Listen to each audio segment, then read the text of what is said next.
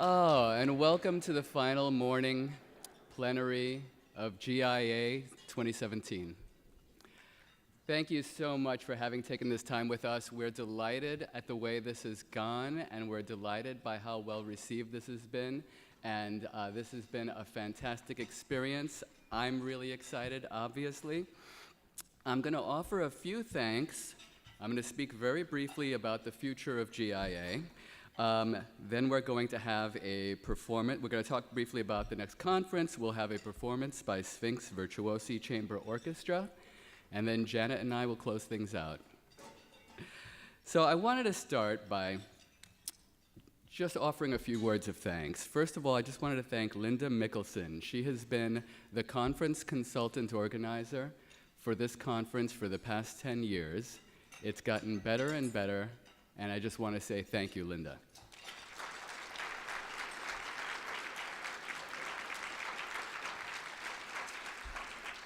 This center specifically, the Detroit Marriott Renaissance Center, has been fantastic to work with. They've been unbelievably responsive, unbelievably thoughtful, but also the first time we sat down with all the directors in the hotel, they actually remarked that Linda and Jim have been the most well-organized conference planners they've ever worked with, and it really shows.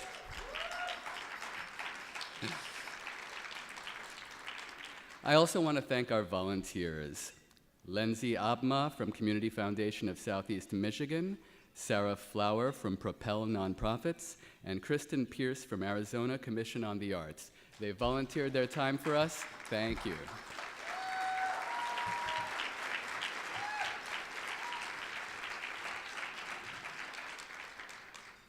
Needless to say, I could spend the entire conference thanking Janet Brown for all that she's done for the past 9 years. Her leadership has been exceptional. She's the reason I wanted to come here, and we can't thank you enough, Janet. Thank you.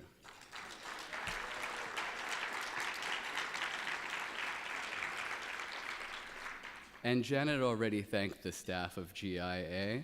But I just want to extend my thanks to them. You know, some of them will be staying and working remotely, some of them will be moving on.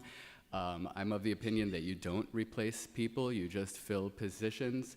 They will be hard to follow. They have been unbelievably generous, and they've been unbelievably effective. So I just want to say thank you, Jan Bailey, Noah Barnes, Sujun Chan, Steve Klein, Kathy Lindenmeyer, Monica Thomas, and Jim McDonald. Thank you.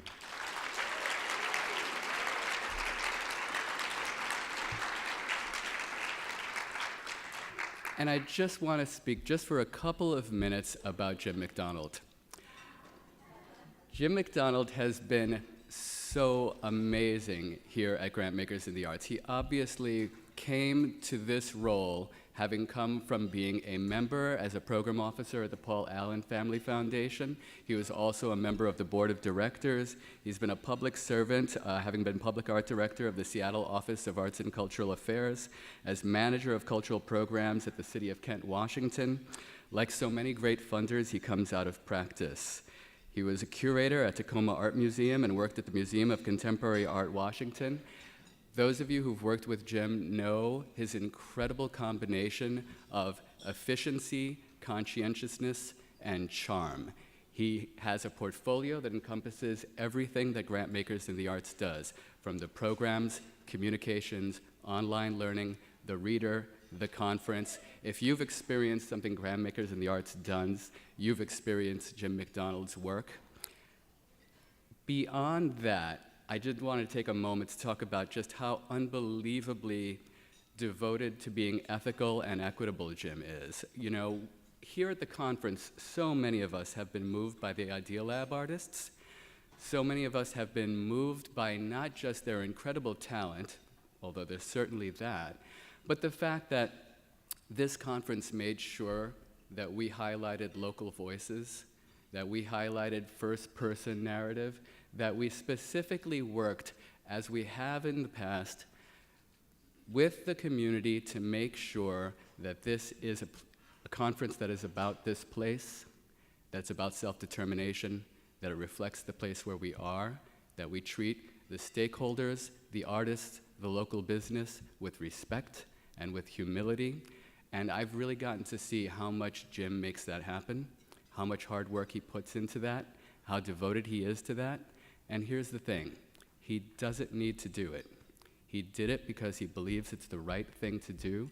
He did it because he believes it's the ethical and equitable thing to do. Jim, as he has throughout his career at GIA and into the future, is a true leader. Whoever gets to work with him next will be privileged to do so, and I will be jealous of them. Thank you, Jim.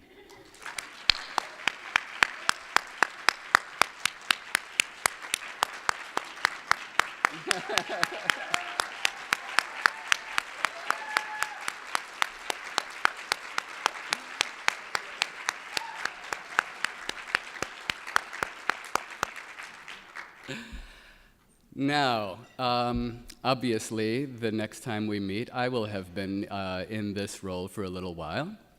And I basically just want to make a commitment to you. You have come to expect a certain level of service and a certain level of quality of that service. And throughout this transition, my number one priority is to continue to serve you at the same level of quality.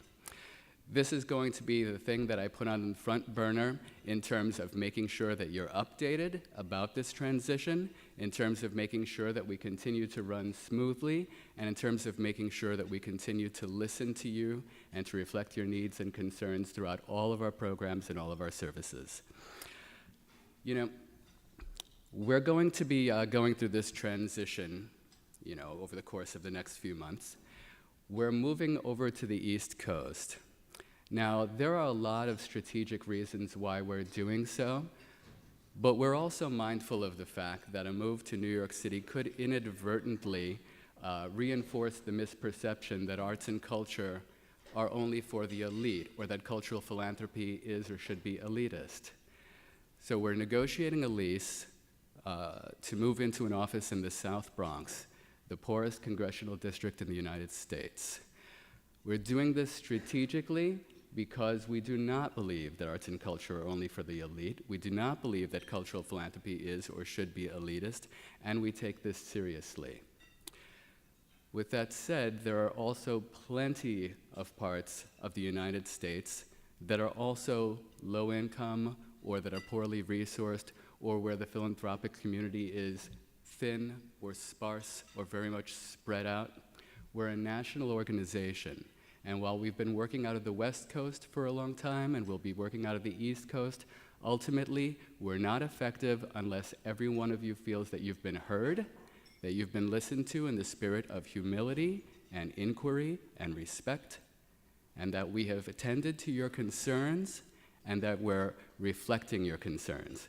Ultimately, we're a membership association, we're a community of practice, and we're always going to take that seriously, and that's my commitment to you.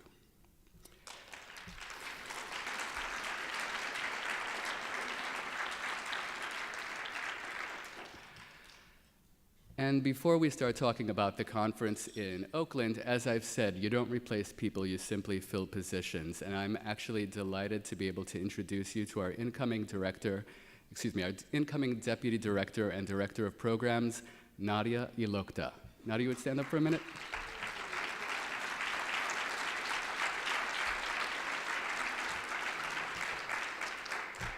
Jim, in his usual conscientious manner, has been onboarding Nadia very similarly to the way that Janet's been onboarding me. They've been overlapping, they've been working together. I've worked with Nadia for about a year. We recruited Nadia to the city of New York when we began the process of developing the first cultural plan for the city. Nadia has led the process of public engagement, and that includes about 500 instances of public engagement, from the lobby of Carnegie Hall to community centers and public housing projects in Queens. She has led the process of developing the chapters. She's co-authored, she's edited, and she's also coordinated the development of the actual book, the actual work product, the cultural plan of the city of New York. She has done so efficiently, without complaint, and with everybody still liking her just as much at the end. She, through that process, eventually came to receive about 3 different job offers from the city of New York, including from the Department of Cultural Affairs. And we know how lucky we are that she accepted our job offer, and she's going to be coming on board at the end of the year. Thank you, Nadia.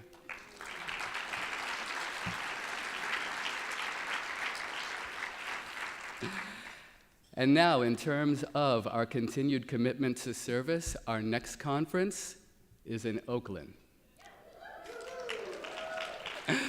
We're delighted, we're excited, and we want to bring some guests up to talk about it and to give away a free registration for the Oakland Conference. Please join me in welcoming Kerry O'Connor of the William and Flora Hewlett Foundation, Ted Russell, Associate Director of Arts Strategy and Ventures for the Kenneth Rainin Foundation, and Roberto Bedoya, Cultural Affairs Manager for the City of Oakland.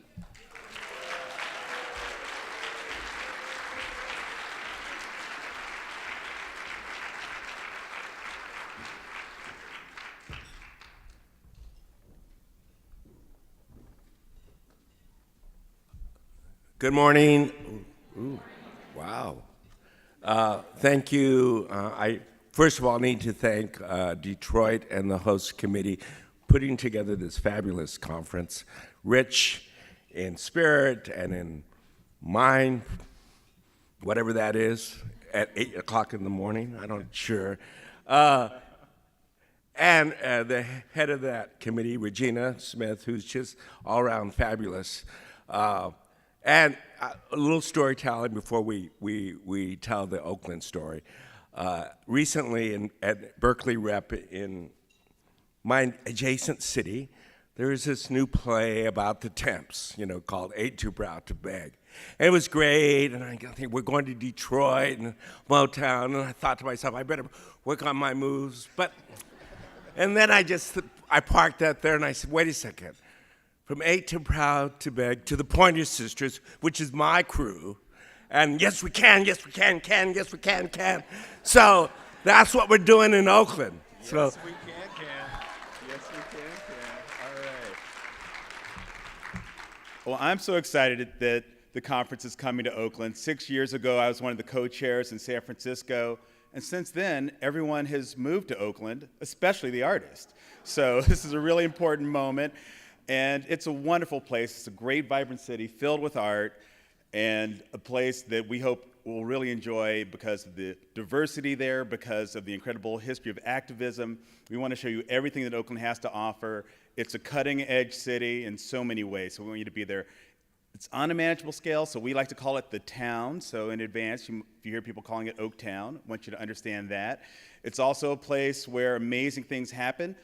Like Detroit, though, Oakland has often received a bad rap, but these days, the story you're likely to see in the New York Times about Oakland is probably more likely about a tourist destination or great restaurants. So there's so many things happening that we're proud of, and we want to share all of that with you. And it's a city for winners. We want you to join us there. We have the world's greatest basketball team. If you come to Oakland, you might receive a championship ring. You never know. I'm just saying. Come on down. We want to welcome all of you.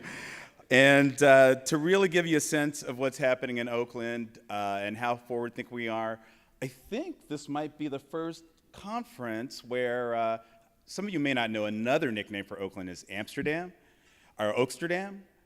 So this might be the first conference that actually has local stores offering edibles. So I'm just saying, come on out to Oakland, try something new, or something you've tried before, I never know. And to really give you the spirit of Oakland, what we've done is reached out and worked with Youth Speaks, an organization many of you know that helps lead the spoken word movement for youth, has a great education process, the Brave New Voices program across the country. We worked with them to commission a poet, Sarah O'Neill, to work on a piece. We also have a filmmaker, Jamie DeWolf, who worked with her to create a video to help you better understand Oakland's story. The poem is titled Painted Pulse, and I hope you'll enjoy it.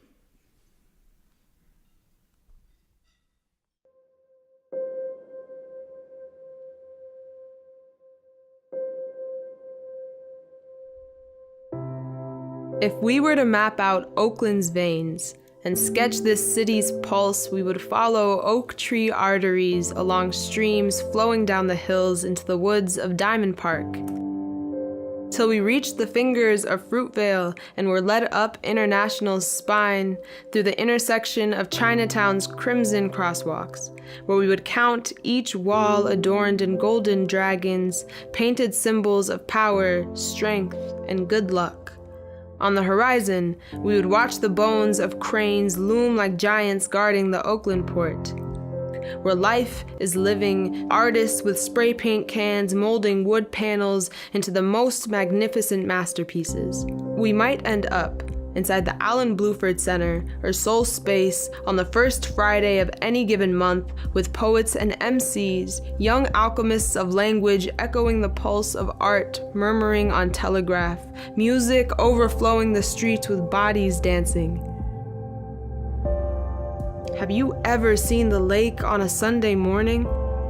Oakland is a symphony of over 100 tongues. It is an orchestra of punk guitar and rolling bass. Oakland is the sweetest gift.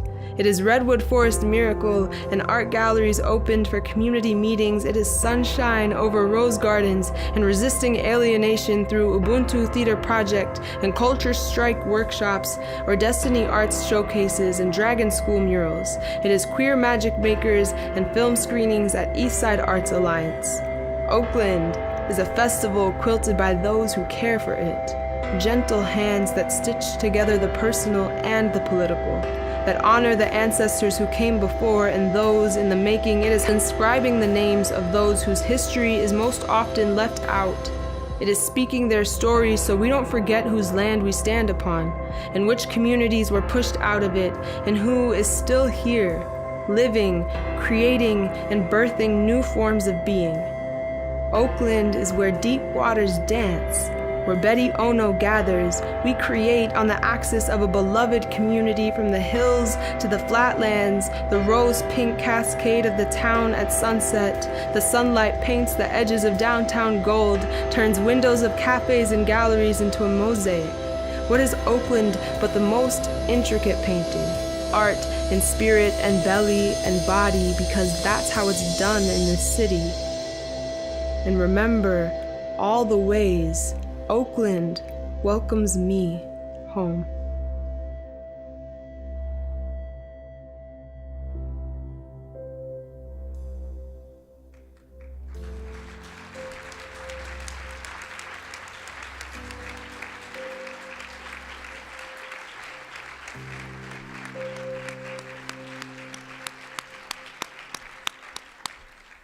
So before we get to the annual tradition of the drawing of the recipient for registration at next year's conference, just to get you a little more excited about Oakland, I went to the Oaklandish store and bought some swag for the lucky recipient.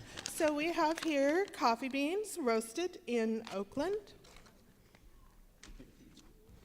We have a journal for you to record all of your experiences while you're in Oakland. We have an Oakland A's foam finger, the small version, packable. And last but not least, we have the Oaklandish t-shirt. And not only that, we have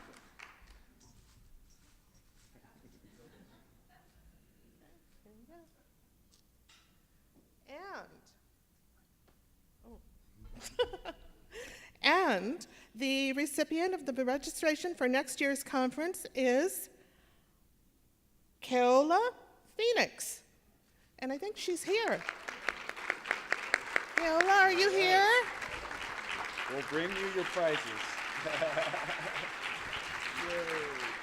We'll bring your prizes to you. Congratulations. See you in Oakland. See you in Oakland.